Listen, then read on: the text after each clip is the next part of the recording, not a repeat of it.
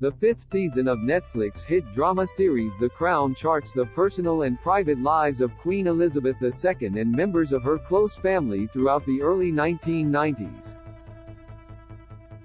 Though the release of the new season caused controversy in the UK, with some former political leaders and A-list actors denouncing the show and calling for disclaimers to be added alerting audiences that it is a drama, not a documentary. The Crown has also generated interest among its audience to find out about the truth behind the dramatizations. One of the new characters introduced in the second episode of the show's fifth season is Dr. James Colthurst, who in the series acts as a go-between for Princess Diana and her biographer Andrew Morton.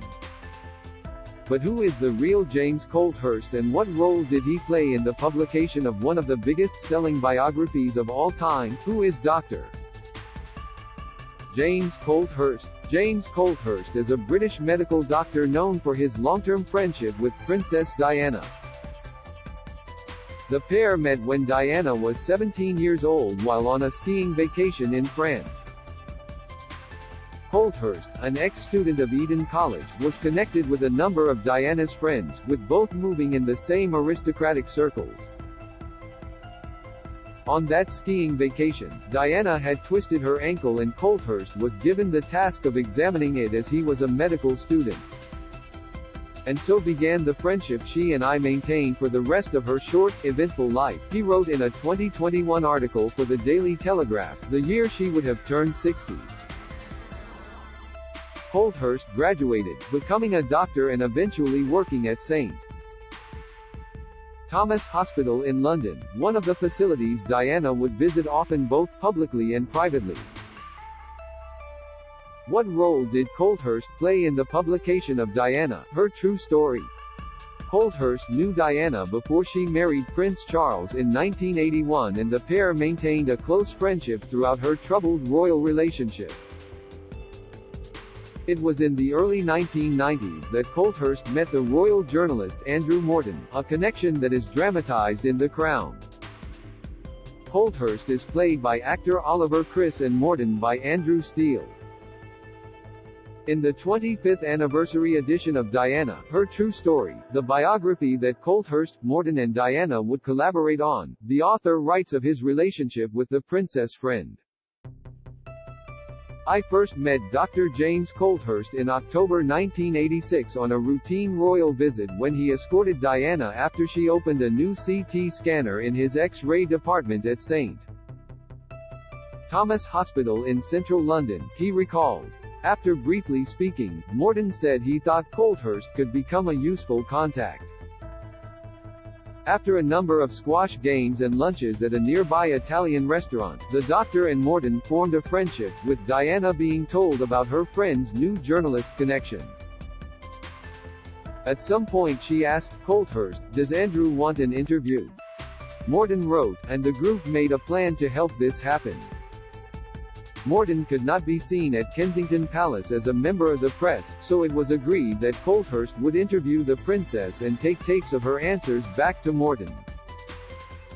He was the go-between when Diana needed a confidant to whom she would dictate the story of her marriage. Tina Brown, author of the Diana Chronicles, wrote, their collaboration yielded hours of audio tapes of Diana delivering a number of bombshells and unburdening herself of years of experiences including her struggles with eating disorders, her attempts at ending her own life, extramarital affairs, postnatal depression and the belief that members of the royal family were against her.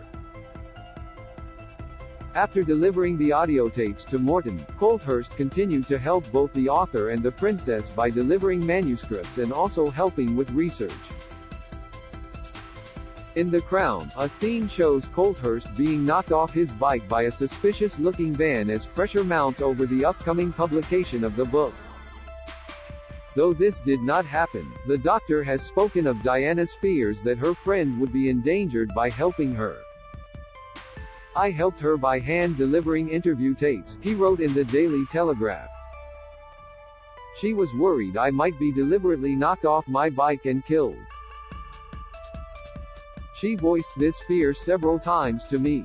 It might sound like paranoia, but I don't think she was paranoid. In 1992, shortly before the serialization of the book in UK newspapers and its eventual publication, Diana wrote to Colthurst, "Obviously we are preparing for the volcano to erupt and I do feel better equipped to cope with whatever comes our way. Thank you for your belief in me and for taking the trouble to understand this mine. It's such a relief not to be on my own anymore and that it's okay to be me." When the book came out in June, the repercussions were not wholly positive for the princess. The press and public obsessed over proving that she had collaborated to give Morton an inside scoop, despite both the author and Buckingham Palace denying this. The allegations of adultery against Charles and inside detail about the lives of the royals hastened the breakdown of the couple's marriage, and in December, they officially announced their separation. Diana maintained her friendship with Colthurst for the rest of her life, and her collaboration with Morton was only confirmed by the author after her death at the age of 36 in 1997. Reflecting on his friendship with the princess in 2021, Colthurst concluded, "Those of us who were close to her will remember the Diana we knew. What remains with me is her almost infectious laugh, coupled with her serious desire to help others. She set a high bar for her sons, who have both inherited her natural way with others. Both have her sensitivity and caring. But they are also gutsy and tough and share their mother's passion for using their roles to do good in the world." Diana gave something back in a big way. If you or someone you know is considering suicide, please contact the 988 Suicide and Crisis Lifeline by dialing 988. Text 988 to the crisis text line at 741,741 or go to 988 Lifeline. Org Season 5 of The Crown is available to stream on Netflix now.